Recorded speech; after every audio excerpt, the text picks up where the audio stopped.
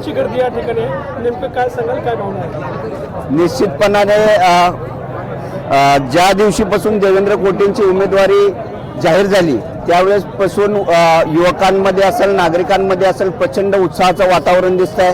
काल पवन कल्याणजींचा road show झाला, त्याच्यात ही प्रचंड उत्साह सगळ्यामध्ये होता. काल रामवाडीमध्ये एक पदयात्रा झाली आणि सगळ्यात मोठी आजची जी पदयात्रा होती की म्हणजे जिथपर्यंत तुमचे डोळे जातील तिथपर्यंत तुम्हाला नागरिकच दिसतील आणि या पदयात्रेत उत्साहाने आणि स्वयंप्रेरणेने सगळेजण उत्साहाने याच्यात सहभागी झालेत. यासाठी सगळ्यांनी परिश्रम केले. मोहनजी डांगरे असतील, आमचे भारत जाधव साहेब असतील, या सगळ्यांनी प्रचंड परिश्रम केलेले आहेत आणि त्यांनी म्हणजे सांगून म्हणजे आमची लोक एवढी येतील असं सांगून ही सगळी पदयात्रा केलेली आहे. खरंच हे अतिशय कौतुकास्पद आहे आणि निश्चितपणाने 23 तारखेच्या निकालाची ही एक नांदी आहे. पार्टीच्या उमेदवारावरती प्रेम करणारे हे सगळे तरणे बांड 20-25 हजार तरुण इथं तुम्ही बघता आहात. या रॅलीमध्ये लोकसभेच्या निवडणुका झाल्या.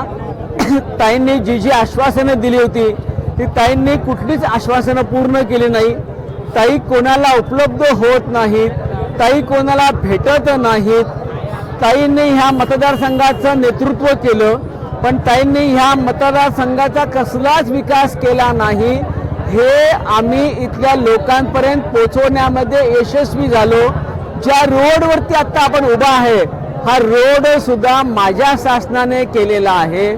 माझ्या शासनाने लाडकी बहीण योजना घोषित केली. लोकांना, महिलांना दिवाळीला त्यांच्या खात्यावरती 7,500 रुपये महिलांना मिळाले. महिलांची दिवाळी अत्यंत आनंदात झाली. महिला आनंदात सगळ्या आहेत. ह्या महिला सुद्धा आणि तरुण मुलं सुद्धा इथं आलेले आहेत. ह्या माझ्या महाराष्ट्र शासनावरती, त्या योजनांवरती, ज्या योजना आम्ही केलेल्या आहेत त्याच्या विश्वासाला ही दिलेली पावती आहे. देवेंद्र कोटे सारखा 36 वर्षाचा एक तरुण आहे ज्याने महानगरपालिकेत चांगलं काम केलेलं आहे.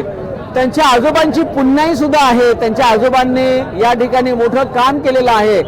आणि सगळ्यात महत्त्वाचं म्हणजे आमचे भारत जाधव ज्या भटक्या विमुक्त समाजाचं नेतृत्व करतात.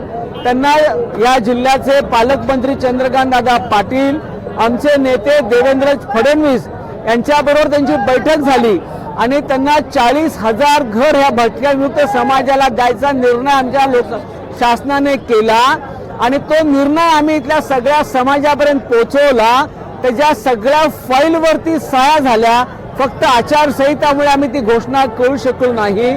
भारत जाधवनी गेली 35 वर्ष या भागामध्ये भटक्यांसाठी जे काम केलं आहे त्याला आम्ही न्याय देऊ शकलो आणि त्याची ही पावती म्हणून ह्या सगळ्या सभेला आता 20-25 हजारची गर्दी जमा झालेली आहे. आमच्या विजयाची ही नांदी आहे. आम्हाला यामध्ये आनंद आहे. ऊट भटका जागा हो, देवेंद्र फडणवीसचा धागा हो, हे आमचं प्रथम वाक्य आहे. कारण भटक्या विमुक्तची लोकसंख्या सोलापूरमध्ये 3 लाखाच्या जवळपास आहे. त्याचं मतदान आम्ही वेळोवेळी गेल्या वेळेस मी लोकसभेला आम्ही दाखवलेलं आहे. भटक्या विमुक्त आत्तापर्यंत काँग्रेसच्याच पाठीमागे उभारलेलं होतं. याचं कारण असं आहे की जेव्हा नेहरूने इथे आले होते, आम्हाला तार कंपन दामलेलं होतं, त्यावेळेस नेहरू येऊन तार कंपन तोडून गेलं. त्यावेळेपासून आज 70 वर्ष झालं आम्ही भटकतच आहे. आज हे सर्व आलेले जे नागरिक आहेत, जे तरुण पिढी आहे, हे सर्व ओरिजिनल भटक्या विमुक्त मध्यमधले आणि दक्षिणमधले पोरं आहेत. हे पोरं एकदम आक्रमक झालेत. ह्याचं कारण असं आहे की ब्रिटिश काळच बरं होता आम्हाला. कारण ब्रिटिशांनी जाताना आमच्या उतारावर आमचं क्रिमिनल क्राईम म्हणून नाव लावून गेलं. आज तागायत काँग्रेसने फक्त वापरच केलेलं आहे आमचं. आमच्या त्या जागेवर आज पण फक्त भटकतच राहिलेलं आहे. पण ते पुनर्वसन आमचं काय काँग्रेसने केलेलं नाही आहे. माझं एकच विनंती आहे सर्वांना की आज एवढी जी जनता आलेली आहे, तरुण पिढी जे आलेलं आहे, 40 घरं देवेंद्र फडणवीस आदरणीय घरांचा प्रोजेक्ट देवेंद्र भाऊ आपले आदरणीय गृहमंत्री यांना आम्हाला बोलून घेऊन, तसेच आपले चंद्रकांत दादा पाटील आपले पालकमंत्री ह्यांनी आम्हाला बोलवून घेऊन ती फाईल मूव्ह केली आणि त्या फाईलवर कुठलंही 1 मिनिटाचं काम ते त्याला वेळं वाकडं कुठलंही विलंबन न लावता 2 मिनिटामध्ये ती फाईलवर सही केले. त्याच्यानंतर आमचे सहकारी डांगरे भाऊ होते, त्याच्यानंतर आमचे सहकारी आपले वसंत जाधव होते, त्यानंतर रामू गायकवाड होते, पवन गायकवाड होते, आमचे उद्योगपती काशीनाथ जाधव होते.